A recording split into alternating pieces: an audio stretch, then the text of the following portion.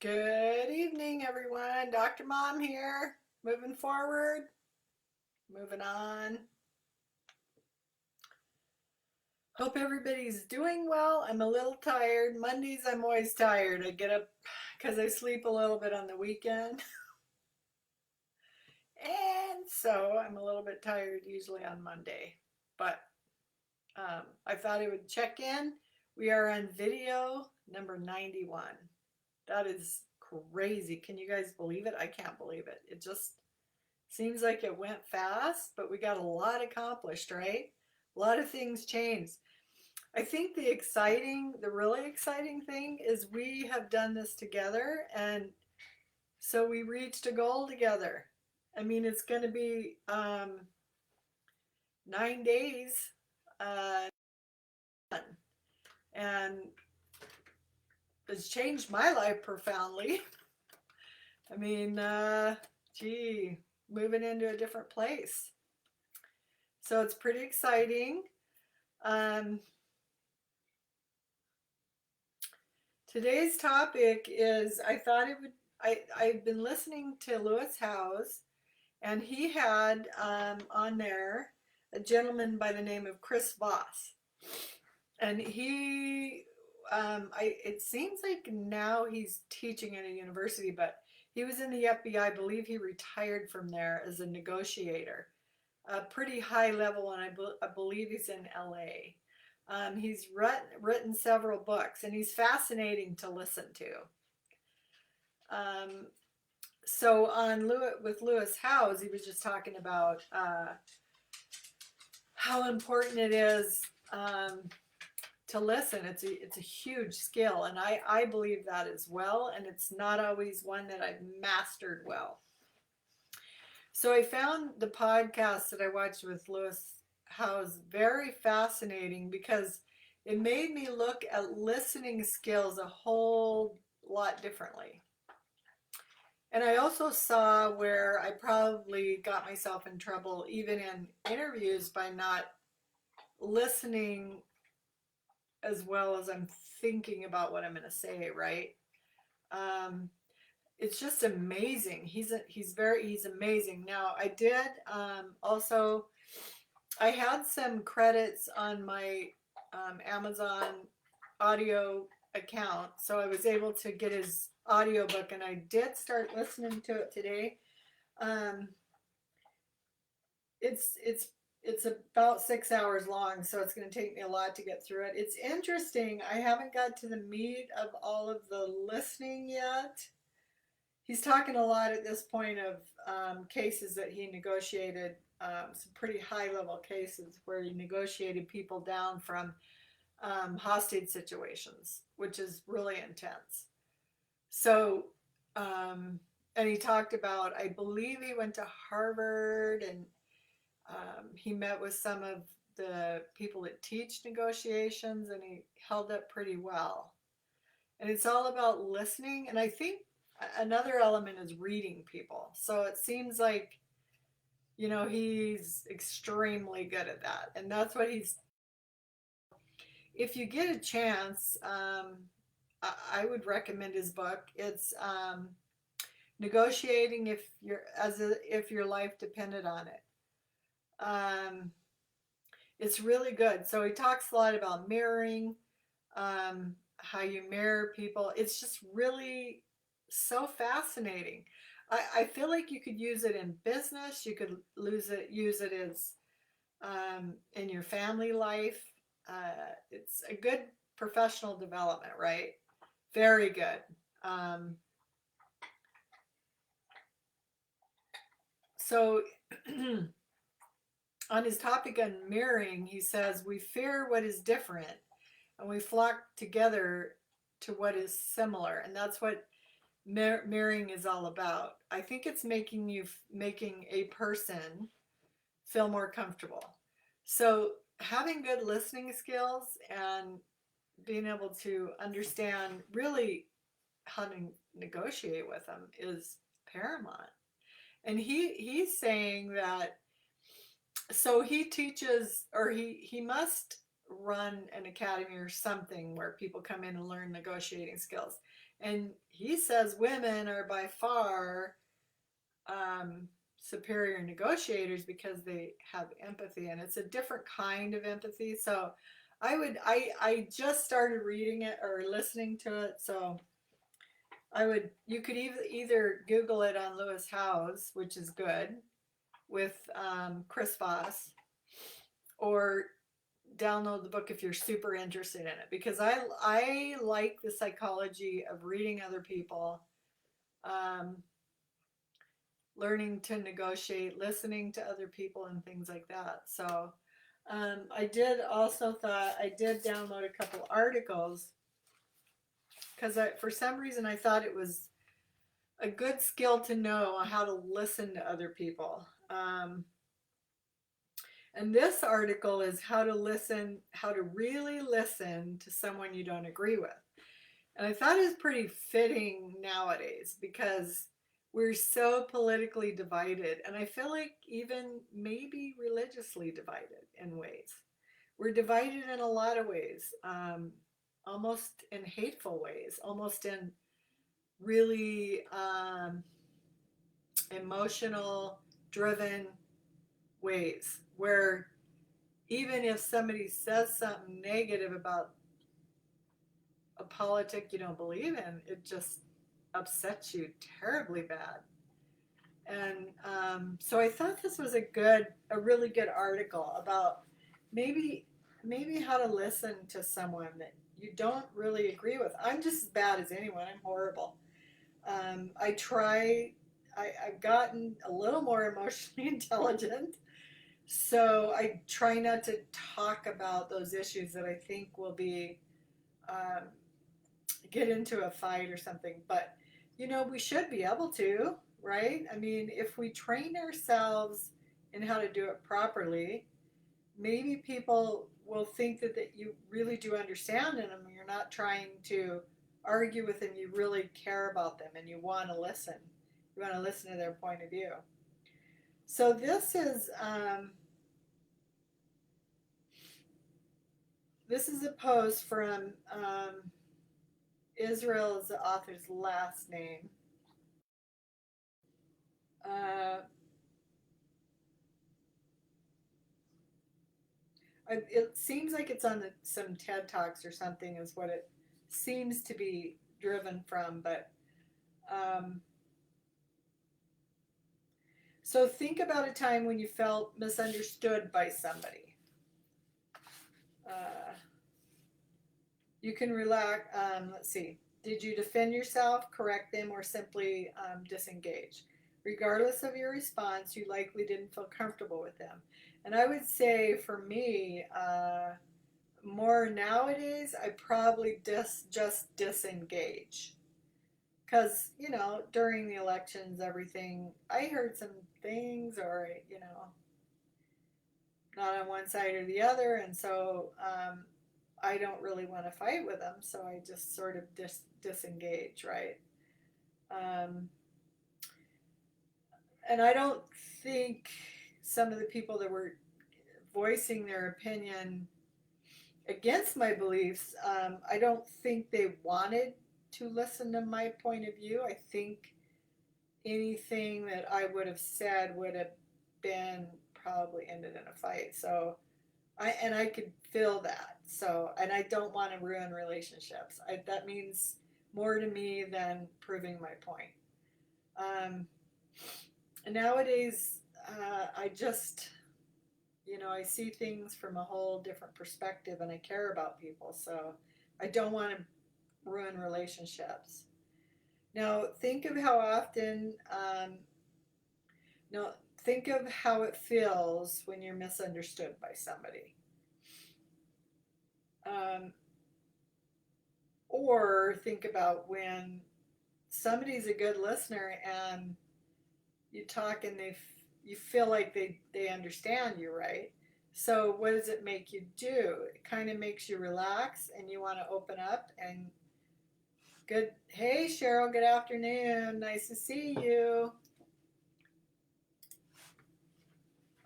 So when I'm talking to somebody who listens to me, who looks in my eyes and really wants to hear what I have to say, then I do relax and I feel like I can trust them with what I'm talking about. So when you listen in a way that makes other people feel heard, they're more likely to share information with you. So I've tried more and more to be like that because I'm a real talker, if you haven't noticed. So, and when you are actively, let's see, when you're actively,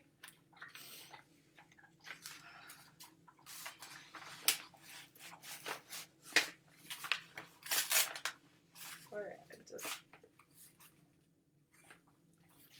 um, let's see. Oh goodness. I must have missed, like, I feel like I've missed a page, so let me see what's happening here. I don't know. Okay, well, all right, we're going to skip. So, okay, I think that was just a snafu. Snafu. Hey, Irene, nice to see you. Nice to see both you on here. Okay, so yes, yeah, I agree, Cheryl. Cheryl's saying eye contact is extremely important. I totally agree with you. And it's not difficult to do that. You know, I feel like if you really care about the person you're talking to, you'll want to do that anyway. You know, just listen to them. So I don't know what I did, but I must have missed some of the. Yeah, that's number 2, I guess. Oh, 2 of 4. Here we go. I got it. Okay. Let's see. So, okay, when you're actively listening. Oh, Sandra's on. Oh, we got a good bunch of people. Woohoo! Okay, Sandra says most of the time people don't understand me, lol, and most of the time I don't care, unless I've had a few drinks. Yeah, that changes me too, Sandra. Then I'm desperate for them to understand everything I'm saying. Sure. So I agree with you. Yeah. And that might be a difficult situation. I lose sort of my inhibitions when I drink very much, like, and it doesn't take much with me anymore, like one drink, that I'm sort of not on someone else. I'm focusing more on me, so it's harder for me to have good listening skills. But I do need to practice it. I do really do. um, and so when you say I don't really care if people don't understand me, I agree with you in that respect. Excuse me. I do agree with you in that respect. I've went through quite a bit where I don't think people really cared what my opinion was, sort of a long period of time. And so I learned to be okay with not saying what you're saying, Sandra. I didn't care. I think deep down I did, though. I think deep down I did care. This is what it made me feel like. And, it's funny because on that DISC assessment we just did the other day, one of my biggest things was I want to be respected. And when I'm not going to stay very long. Well, I can't say that, but I am eventually going to move away, right? Because I feel like if I'm respected, then people want to hear my opinions. They want to hear what I have to say. And that, to me, goes with respect. And I don't, if someone doesn't respect me, I'm someone who really likes everyone until I don't. And so I give them the benefit of the doubt. I respect them, but then when they stop respecting me, then I don't care to be around them anyway, I guess. I don't respect their leadership or their way of doing things. So I guess I'm with you in that I don't care about it. I don't care. I think deep down it does affect me. Um, but I guess it affects me in the way that I want to move away from them. I want to go into a different direction, find somebody who can evolve with me, who can think with me, and who values my opinion, right? So Sandra's, eye contact is almost impossible for me. It feels invasive, and I have to look away. Okay, um, that's interesting. Very interesting indeed. Uh, yeah. So I mean, I have to wonder if it's kind of the culture that you're used to or something. So the only reason I say that is when I lived in Japan, the Japanese people are like that. They would they would walk. So I'd be walking down the street. They'd walk across the street, so I wouldn't make eye contact with them. I mean, it bothered them that much, and it's definitely their culture. Um, but it may just be the way you process information as well. A deep thinker too. So yeah, that's interesting. So have you ever wanted to um, challenge yourself to do that just to grow in that area? Maybe you don't think it's a good area to grow in. I don't know. I don't know. But I think it's important when you're listening to someone to make eye contact. But maybe there's other ways of listening too. So I don't know. What's your thoughts on it? So let's see. So he's saying in his training as a psychologist, he spent a lot of time learning how to actively listen. So I can tell you from years of experience that having a productive dialogue is not possible without active listening. So what is active listening to you? What do you think active listening is? Um, and he lists several here. Let's see, first, second, and he's got two. He's got two active listening skills. So the first one's um, nonverbal attending is what he calls it. So he says giving someone your full attention without speaking. And here's some basics. That's hard for me. I've had to learn that. Gosh, I promise I've gotten better. I think I've gotten better, and I I think that's part of the reason I'm still where I'm at is because I needed to learn how to keep my mouth shut and listen. Um, do you feel like you're a good listener, Sandra? I feel like you are. I feel like you're a good listener. I've had to develop that. Like I notice myself, especially, and it's my default. If I get excited or a fun conversation, I'll talk over people, and that's not good. So I feel like that's rude. So I've learned to not do that as much anymore. So I'm trying to keep my mouth shut and listen, but it's not easy for talkers to do. Irma, I think, Irma, damn it. Sorry, Irene. I don't know why I keep saying that. I'm sorry. Irene, I know you like to talk, you said. Cheryl, it's hard for me too, but I try to practice it, being quiet and just listen. I know. Woo, that's hard. Really hard. Especially if it's a heated debate or like a subject that you're really passionate about.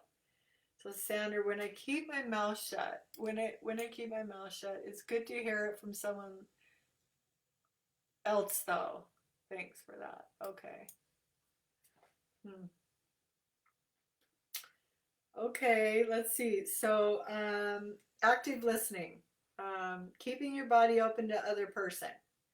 So try to be relaxed but attentive. If you're sitting, lean forward a bit rather than slouching back.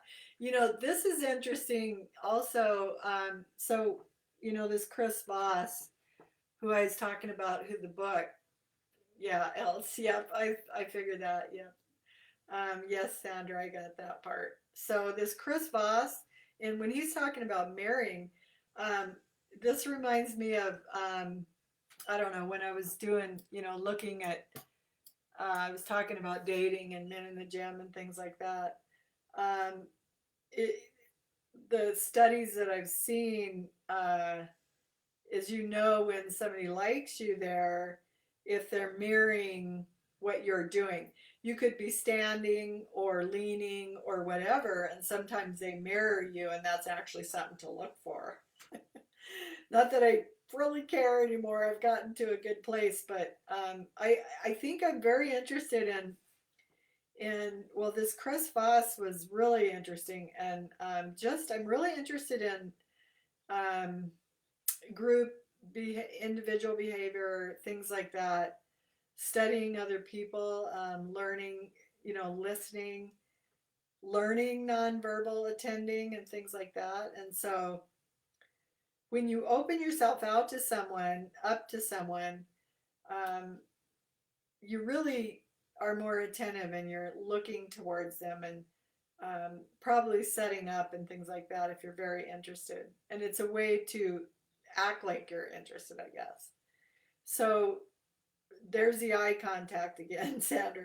Look at the speaker, but not like you're in a staring contest with them. So sometimes that's hard. Like I agree with you. Like especially in like interviews and things like that. I mean, you're trying to look at him. When I did my dissertation, I think the two most difficult interviews was the president and the vice president.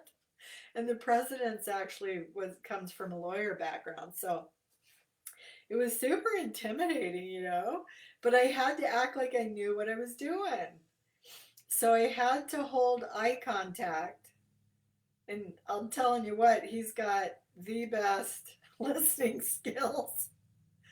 So I had to do I got through both of those, and it was good, but it really really I really feel like I was putting myself out there, being very vulnerable and sort of mastering a skill of listening and eye contact, because boy, do you want to look away, but you can't. Like, you just have to keep that eye contact, and you work your way through it. So I was pretty proud of myself for getting at least through those, and I practiced it in all of them. So I went in with I had several questions. They were all senior VPs and things. I went in with sort of the mindset. It was a good practice of listening and not talking. I just I had these certain questions that I had to ask. And so after I stayed with these same questions every interview, and then after it, I just made myself listen until the person was done speaking. That was a good practice. So I'm getting better at it. Okay, UPS guy, so sorry for the dog there. Suki.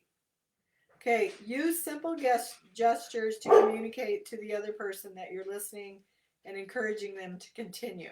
Head nods are one way, just don't do it continuously. Occasionally saying to communicate encouragement. So, one thing that I noticed in some of the interviews I've done in here is I do that a little too much. Like I think I'm trying to encourage the person to keep talking or their answer's good. And I've done that when I've interviewed other people. Like I am trying to encourage them too much. I think there's this in between where you want to encourage them, but you don't want to do it constantly because it's annoying. And I saw that in a couple of my interviews that I was doing that too much. So the final key to nonverbal attending is staying silent. But remember, you can't listen very well if you're not talking. In fact, if you rearrange the letters of the word listen, it spells silent. I can't believe it took me 20 years of teaching to discover this, but it's a useful reminder. That is interesting, isn't it? So that, yeah, that's very interesting. Offering somebody uninterrupted time to talk, even a few minutes, is a generous gift that we seldom give each other. You know, that's one thing I noticed the other night on our Zoom session, that we did really good. There were four of us on there. We did really good at letting the person who was talking and needed to talk at that moment, we all took our time and listened. I felt really bad because I had to leave early, because it was such a fantastic time visiting and just sharing with our stories with each other, and it was just a really neat. Um, so we made a decision to not um, make it live, because we were able to open up, and it's that trust. We were able to trust each other and just open up about our life, and it was a really freeing moment. I trusted everyone. I thought it was really a neat experience. So it's been really good. Everybody did really well on that. I felt like. Let's see. Offerings. Okay, that I got that. Some people find the most difficult part of listening is not talking. There's a deep humility in listening. Because your focus is on understanding the other person rather than on saying everything that comes into your mind, your aim is to understand and help the speaker feel understood. Excuse me. And reserve your speech for what moves you closer to either of these goals.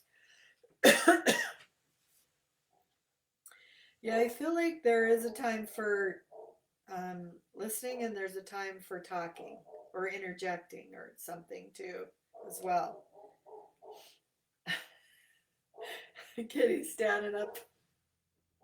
Oh, I don't know if you can see her, but it's funny. I have to show you. She's standing up. I don't know if you can see it. No. Oh, she's sorry. That was distracting. Now she's looking at me. She was standing on her two hind legs looking at the UPS guy. That's hilarious. Okay, sorry, I totally interrupted the train of thought there. The second active listening skill is reflecting. So I think that probably goes with mirroring as well. Reflecting means repeating or rephrasing key content or meaning from the other person. So I know I've noticed in a lot of people who have gone to therapy and things, they've taught them, like especially couples therapy. Not me, never got that far, but they teach them to listen and then repeat back what they heard. So feedback, like, so if somebody says something, then you repeat it back. Well, this is what I heard, right? So repeating or rephrasing key content or meaning from the other person. That's a good idea. Even in job interviews, I think it's super important to do that. And the last one I didn't do it. You're so freaking nervous. When I'm nervous, my default is to talk, and I probably talk too much. Way too much. So you're supposed to listen to the question, write it down if you're in an interview. And it's the same thing if you're listening to someone. Um, and then say it back. This is what I think you heard, and then you could answer the question, because all those things give you time to answer it correctly. So a reflection communicates that you heard what the other person said rather than saying, I hear you. You show you've heard them by sharing back what they said. That's a great listening skill. I'm not very good at that, but I think that's super good. Uh, now, um, one thing is I did do the other day when I was at the gym is I'm trying. Oh, Sandra, I'm sorry. Why am I yawning all the time? That's horrible. Anyway, I was trying to meet people, and also people like it when you remember their names. And so I'm trying to remember people's names. So I did introduce myself to the guy at the front desk and just sort of talk to him a little bit. And he told me his name, and it was Khalil. And it was a little bit, he's from Florida, I believe. Really, really cute, nice guy. And so I kept asking it. Then I asked how you spell it. I asked, the meaning behind his name. And then I kept repeating it. And I can't believe I still remember it, but he works the front desk. So I kept saying it. And then every time and it took me 2 or 3 times of coming in and going out. And then I repeated it again until I got it. Now it's in my memory. And so every time I see him now, I say his name. And I'm trying to do that more and more. And I feel like that's what they're saying here on reflecting, rephrasing.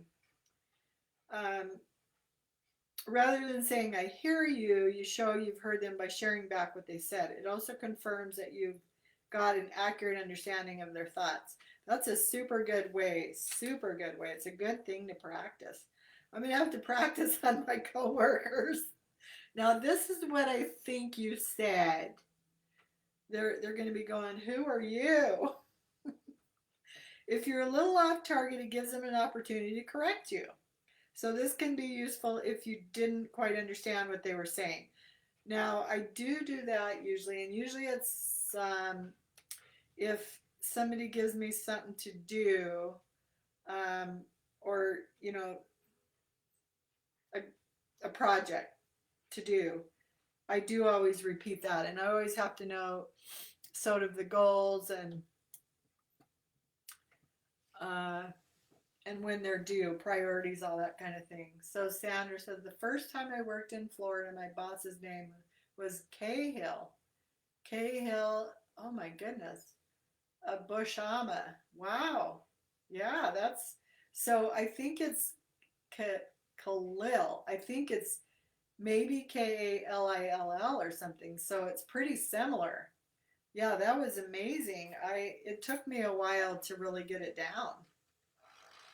But he's a really, really nice. He's actually a trainer too. Very nice person. So, for example, let's say a friend tells you, "I just came from a PTA meeting, and I'm so frustrated with charter schools. They're draining money from the school system."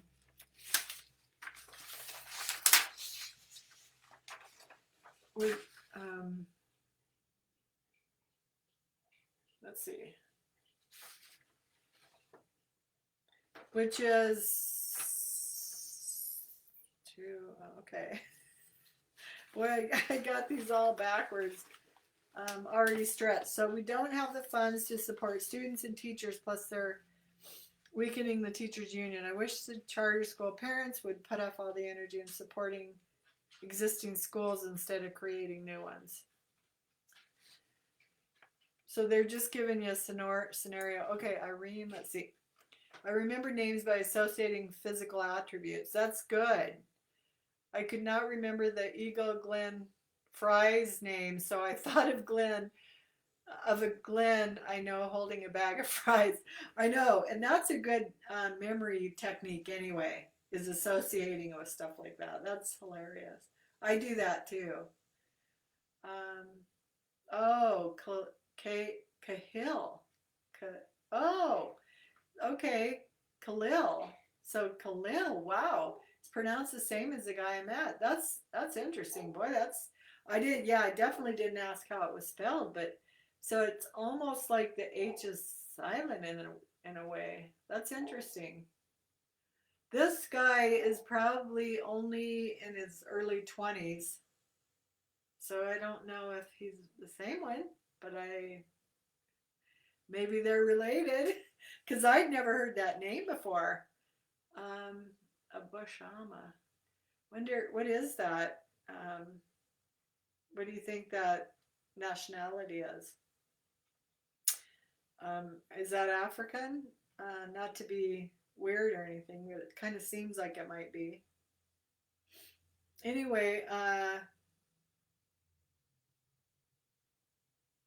so what they're saying with that is they just want you to repeat, this is what I think you heard. And actually for me, that'd be good because a lot of times I don't actively listen. So I do not hear what people say unless I need to, I think. I'm already on to thinking about something else. Okay, so won't that be weird to just repeat back what another person is saying? How can it be helpful to me to say it back? Reflecting typically feels more awkward for the person doing it than for the person hearing it. So what I know and what's supported by considerable research is that people like having their thoughts and feelings reflected back to them. That's interesting, isn't it? That's very interesting. I can't wait to this book this audio book by Chris Vaughn is so freaking interesting. Um, just because everything he's doing, he's reading the person that's in control of the hostage situation, and he's reading them, and by what he's saying is changing the situation. It's just amazing to me.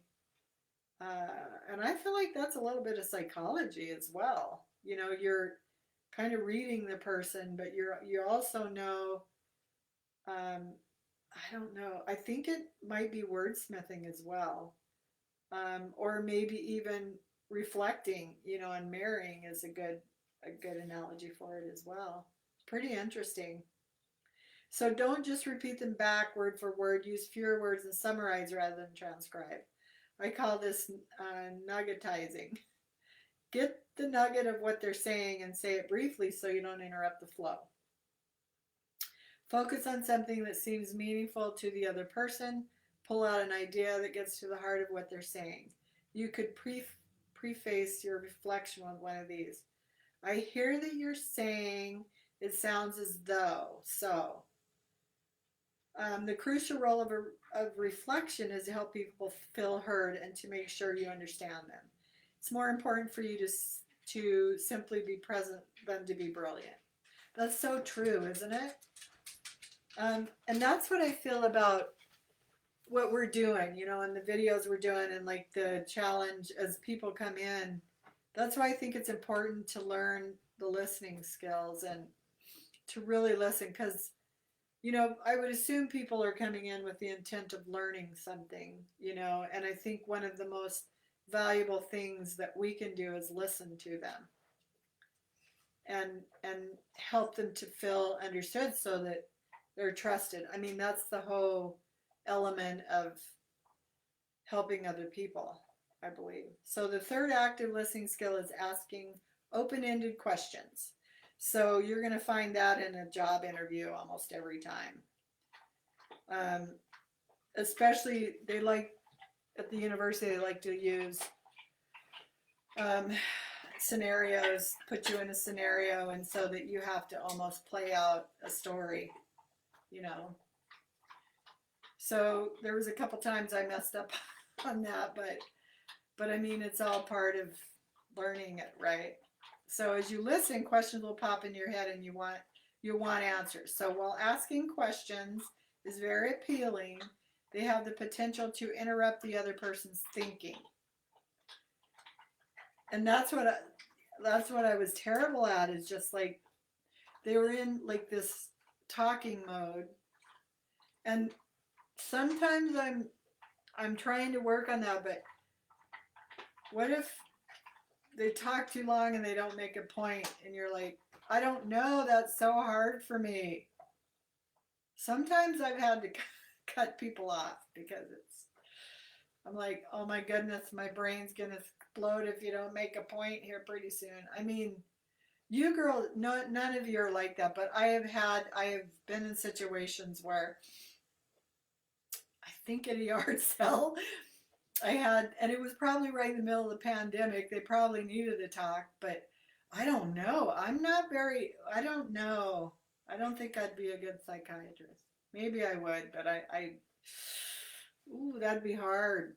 Oh, goodness. Um, Okay, so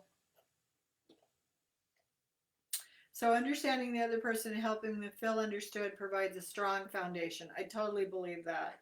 If you haven't communicated that you heard someone, they may not be inclined to open up to your question. You might feel like asking questions is how you best communicate your interests. That may be true, but if you attend and reflect first, the question says, I'm interested in what you said, rather than, I'm interested in your response to what I want to hear. Wow, that's good. So I'm interested in what you said, rather than, I'm interested in your response to what I want to hear about. That's interesting. It's a good way to look at it. When you do ask a question to promote dialogue, it's most effective to use questions that are open ended and cannot be answered simply with a yes or no. For example, rather than asking, do you think, oh, that's a public charter school again. Irene, OMG, I hate when people talk a lot and they're saying nothing and you stuck there because they end every sentence with and yeah, I tried to be real patient, but for some reason for a while, like I ran into that constantly, and I'm like, okay, Kathy, just sit here and listen and don't say anything. But man, so an example was at a yard sale, and my granddaughter was there. She's 16, and she's a real rebel. I just love her to pieces. And we were set, and her mom was there, and I don't remember who else. It might have been my sister and mom. So we were sitting outside, and a gentleman came up, and you know how when they get on politics and they're real opinionated, and I think it was right around when COVID just hit. And so he was just going on, and it was really, and she's really passionate about women having rights, which so am I, right? And I think he was saying something about that. And he just kept going deeper into it, and I could just feel her boiling. She was just starting to just boil inside. She reminds me a little bit of you, Sandra. Very, I don't know, very, she's a very deep thinker, and she has a very strong opinion about certain things, and it's about equal rights and things like that. And so I could just feel that she was on a boiling point. And I'm like, so I had to at that moment, like I had to. Um, and I think the guy went to our church or something, but oh my goodness gracious. What I finally did is stood up and took him and moved him over to the side, and then got him to move along. But I could tell that she was real close to, like, blowing her stack. Oh, that wouldn't have been good. So anyway, she did real good. She held on as long as she could. So let's see. When you do ask a question to promote dialogue, it's most effective to use questions that are open-ended and cannot be answered simply with a yes or no. For example, rather than asking, do you think public charter schools should receive the same level of funding as other public schools, which can be answered yes or no, you might ask, how do you think public charter schools should be funded? Open-ended questions promote elaboration and explorations. So I guess I probably need to ask more open-ended questions in here, maybe. Just as in reflecting, you want to keep your questions simple. Resist the urge to try to guide or impress the other person with your exceptionally astute question. Okay.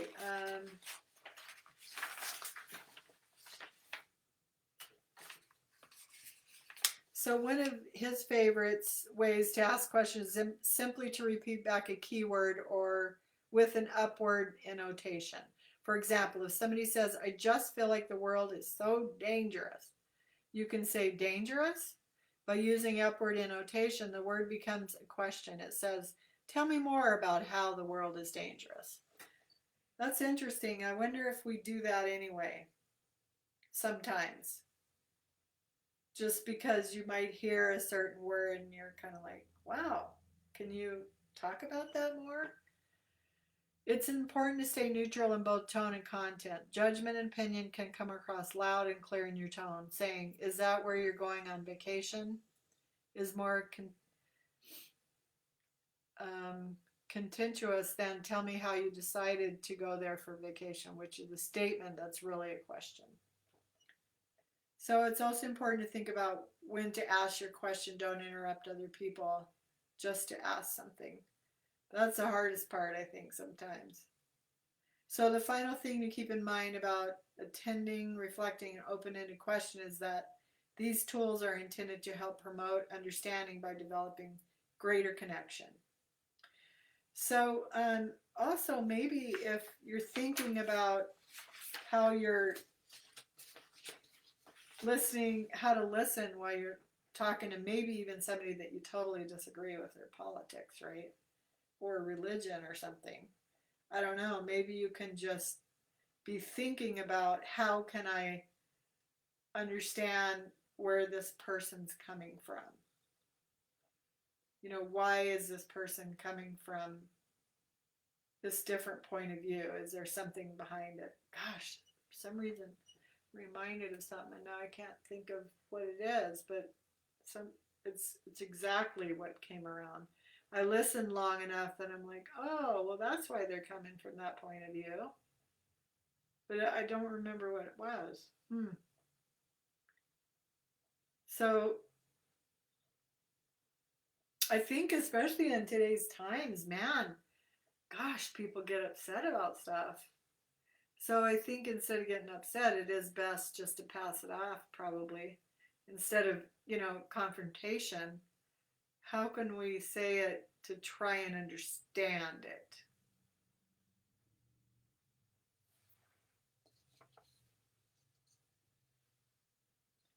So I kind of like this.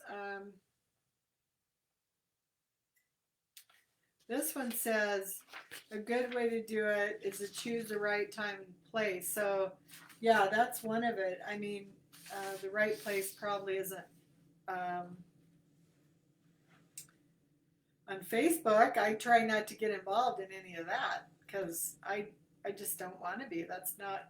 I like Facebook because I enjoy reading what all you guys are doing. I love the pictures. I love the families. I like all the positive stuff. I don't get involved in the political aspect. I try not to because I don't. I care about everybody too much. I don't want to let that come between me. So yeah, definitely choosing the right time and place. Um, so one of the things they say on here is to get curious, which I like that. So preconceived notions can be the enemy of progress when people are attempting to find common ground. Um, let's see. So work on shedding what you think you know and become curious about the other person's beliefs, values, and other motivating factors. So, really trying to understand where they're coming from. When you're holding on to that perspective really strongly, we often forget to ask questions or get curious about why someone else feels so strongly. And that is interesting, isn't it? So, in other words, the thing, putting yourself in another person's shoes. I mean, that's probably the best thing to try and do, although we can't always do that. Um, that's using empathy in that situation. Ask each party in the disagreement what they really want and try to listen to what they say. But also watch for visual cues or clues about what they might not be sharing. You know what this reminds me of? Do you guys ever watch House? Um, the guy on how the doctor, like, he was great at it. He always went into it. He's like, everyone lies. And he knew going into it that they were lying about their diagnosis or their symptoms or something. And he's like, everybody tells a different story, right? So, in other words, he had to really dig deep to find out what they actually were needed to share. You know, they weren't telling him the whole truth. What I say I might want to begin with may not actually be what I want. So it may be just a way of showing you that I'm strong. She says sometimes people just want to feel empowered, heard, or valued. So in this audio book I'm listening to with that Chris Voss, that's exactly what he says. Um, he knows going into it that these individuals want to be empowered, heard, or valued in these negotiations because they're in it for that reason, right? And so he has a way, and he's just got this real quiet demeanor, real, low, raspy voice, and he just doesn't get shaken. And so he knows going into that they want to be empowered, heard, and valued. So he will say things that empowers them. I mean, it's just amazing. I've got to learn more of that. It's pretty amazing book so far. Getting to know your colleague on a personal level, including interests, details about family members, hobbies, can also help interpersonal communication and collaboration by creating a stronger connection. So this is more about on disagreements and things. I don't know. I kind of still fall back to also. I mean, I was just thinking um, how I've probably changed over the years since I've been at my job. Because I actually supervise one other lady there, and how I went into it at first wanting to be in control of everything, and it was ridiculous. You know, my ego was. I guess that's the empowered thing. You know what I mean?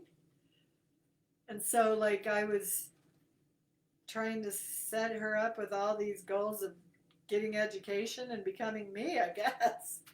It's horrible. Until I realized, so then I had one of those assessments. I went through the MBTI, and I realized, gee, or, the brain, how people process information. And I'm like, she's not like me in the least bit. So not everybody has to follow my path, and not everybody will. It's not good for them.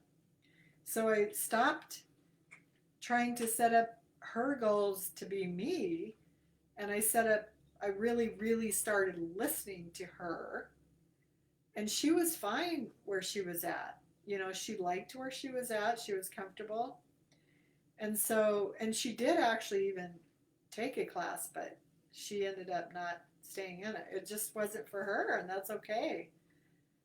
So we have worked on since then um, more what can you do in small sessions, like in professional development. So she would take like an Excel class and then an advanced one. Right now we're doing these assessments, the DISC assessment. We did that as a group, and then her and I are doing a strength finders assessment. So, that was all about me learning how to listen instead of thinking that I knew it all. The ego. My goodness, did I have a long ways to go? It's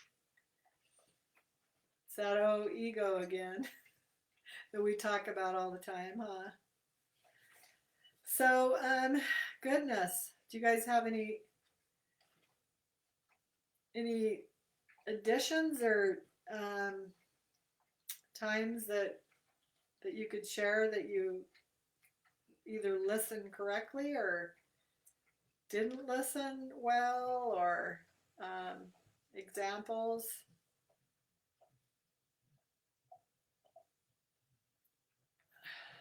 Hey, Tammy. Nice to see you on here.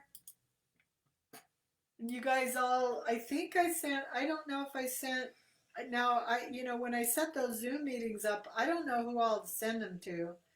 So I think I sent you one, Tammy. I know the girls that are in here got them, I'm pretty sure.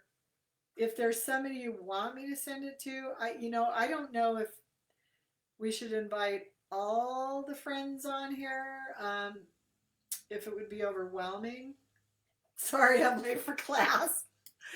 Yeah, way to go. That's all right. That's okay. We take latecomers. That's just fine. We're talking about good listening skills and this Chris Vaughn's strategies on effective listening. And we fear what is different and we flock together what is similar, which he's talking about mirroring. But like for me, I have to say, well, so that's why I love all you girls on here and guys, whoever comes on here, is we all seem to be a lot alike. And so we have great conversations, but it's not has not always been that way with me. So that's also, though, I guess where I was going. Oh gosh, listening skills are hard to master. Oh my gosh, aren't they? I know. I know. So I feel like someone like Sandra, who has she has good listening skills. Man, that's hard for me. I talk over people and I gotta stop. I gotta be careful. I'm getting better though. But if I get excited, that's when I mess up. I default back to talking because I'm nervous or whatever, and I speak a lot with my hands and stuff. So yeah, for sure, for sure, for sure. So anyway, back to the Zoom. We set one up for Friday at 6 Mountain Time again. Um, I don't know. I didn't share it with everyone, but whoever wants to can. I mean, if you want me to invite someone, uh, it'll be posted on the page, and so they can go in if they want to. I just felt like I'm not as tech savvy as I need to be yet, and so a Zoom meetings I'm comfortable with. Right, Irma? Irma, stop that. Sorry, Irene. Irene, like we were like going a million miles an hour 5 minutes before trying to get all situated. So I'm hoping that it'll be a lot smoother. And we can just go to whenever. I'm not going to have anything because I didn't want to finish the last time. It was so good. And there's also, so this is another thing I thought about. You can also, in the Zoom session, you can set up separate rooms. So if somebody wants to have a first, and we, doing this maybe in the workshop later on in the challenge, if someone wants to have a separate meeting, you can actually set up small rooms where just the two of you can go and speak. I think that's kind of fun. That's a good thing I was just learning about today. So, I started the series on my bodybuilding. I did take some before pictures, but I'm a chicken. Yeah, I'm still a chicken to post them because it's a hard thing to do, but I am going to. Um, I'm gonna do this whole week. I'm gonna take you through a whole week of training. I'm gonna try to get up at 4:30, but geez, I don't know why it's been harder. I've been getting to the class about or the gym about 5 now instead of 4:30, and it's just way too busy. So, but my workouts are are faster than they were before, so I only need an hour. But I'm still running late to work, so I got to get there earlier. It's just not good. I've been late, late every day. Oh, I don't know. Do any of you guys have kitty cats? So she has this huge knot under her neck, a big old sucker from hairball. I don't know. I've been trying. It's real close to her skin, so you really can't cut it out with scissors. That wouldn't be good. But I've been like using my fingers to kind of get it loose so then we can cut it or something. But geez, it just appeared. I don't know what it is. Anyway, there's got to be some any. I did put some detangler in it. She didn't like it. She's very hypersensitive about smells, and she didn't like that at all. So it's just around her neck. I wonder if she can't reach it or something. I don't know. Very interesting. Very interesting. Okay, so you girls, you can post something you want to talk about. We've got 9 days left. Let's see. It'll be 8 tomorrow, won't it? I'm gonna do one on Valentine's. So I don't know if you guys knew this, but I believe it started as a pagan holiday. So how did it go from there? But you know, that's how Easter, like Easter was like the rolling of the fertility eggs. So how did it go from a pagan holiday to uh, sending Valentines to our sweethearts and getting shot with a love arrow? I don't know. That's interesting, isn't it? So I'm going to do a thing on it on Valentine's Day. Marlene really likes them, so I thought I would do one. And that's going to be real close to being done. Because we have, so 7 days will be next Monday, 8 days will be Tuesday. I think that's, when is that? Let's see. Valentine's Day is Sunday. So Sunday is Valentine's Day. So then, goodness, I'll be done with a video series on about Tuesday of next week. I think by 7, 8 days. Whew. Okay, Tammy. Let's see. It's an interesting history. Yeah, I just looked at it a little bit today. I haven't done too much on it, but I think it is. Things are so interesting. Historical things are anyway. Even all the Christmas songs and where they came from and how it changes so much over time.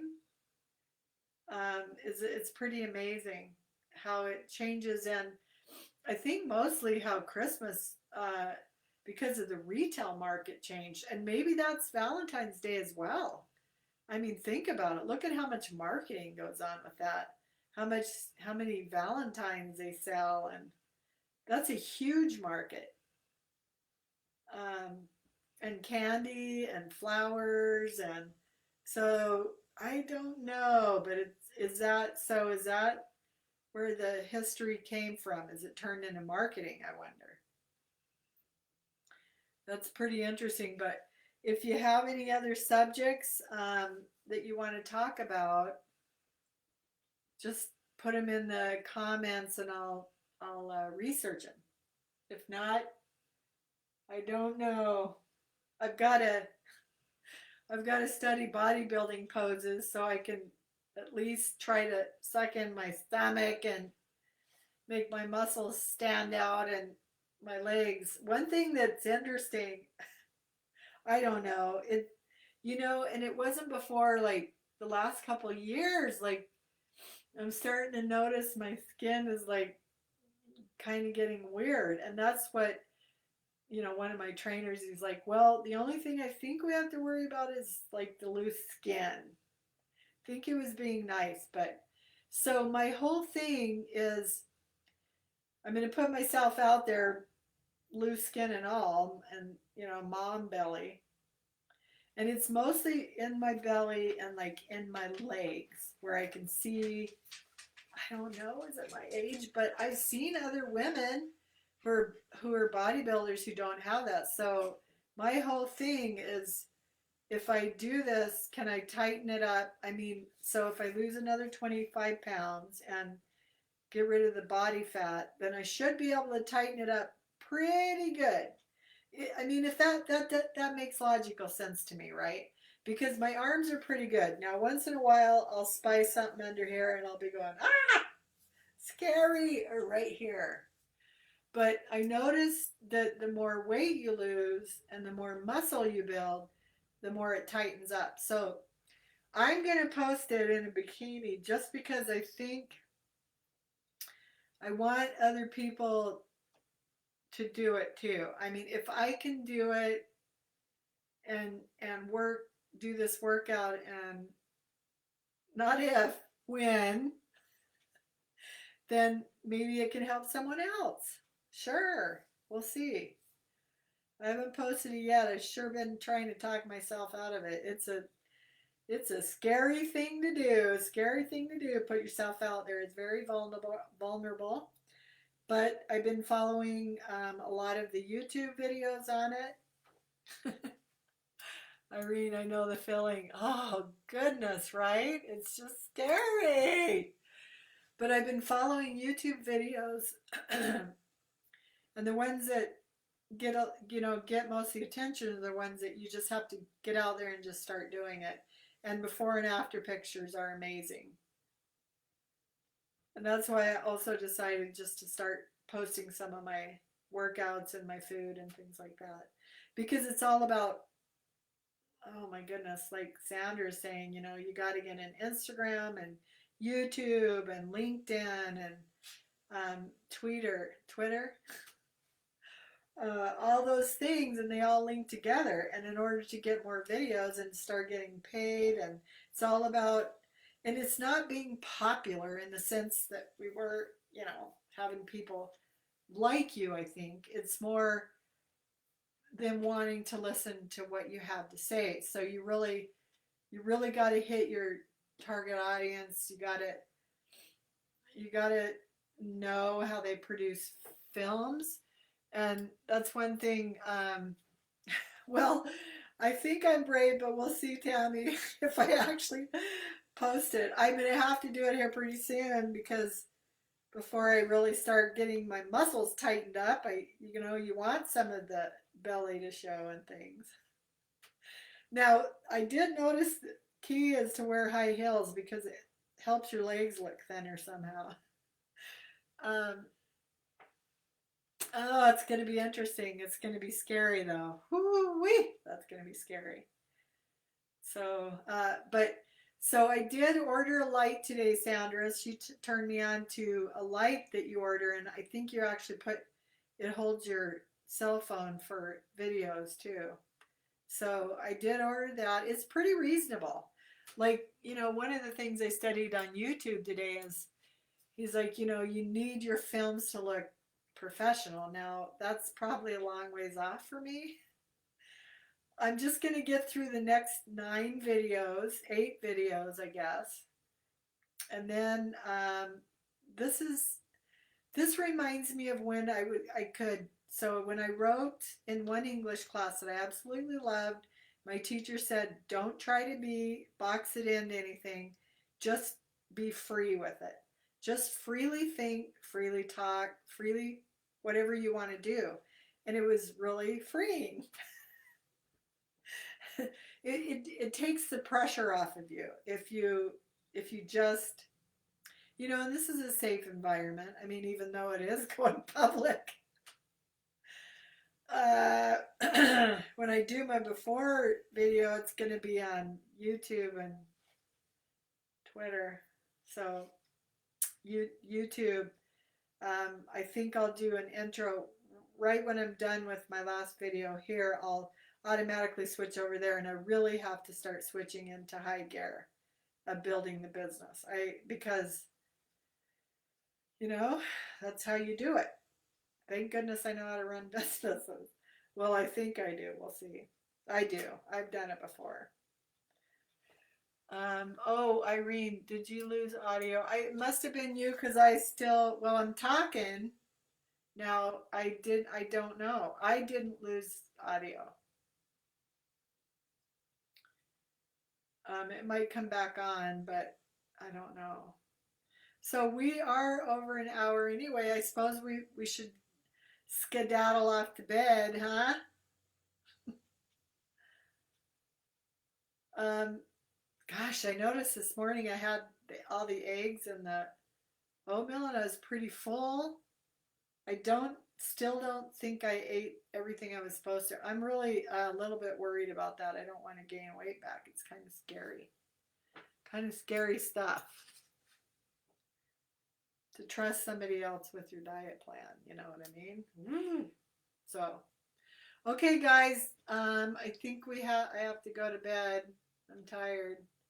Oh, you're back. Okay, good. Um, cause I'm gonna try and I did get up at 3:30, but I didn't get out of bed at 3:30, so I didn't get to the gym till 5. Then I posted videos after, so I was late for work, and I shouldn't be doing that. So I'm gonna try to get out of bed faster. That's it, faster tomorrow. So I'm at the gym by 4:30 would be good. Okay, well, enough for tonight, I think. Um, you can let me know if you come up with something by before tomorrow. If not, then I guess I'll come up with something. So maybe more on this Chris Voss stuff on negotiating. That's pretty interesting to me. Very interesting indeed.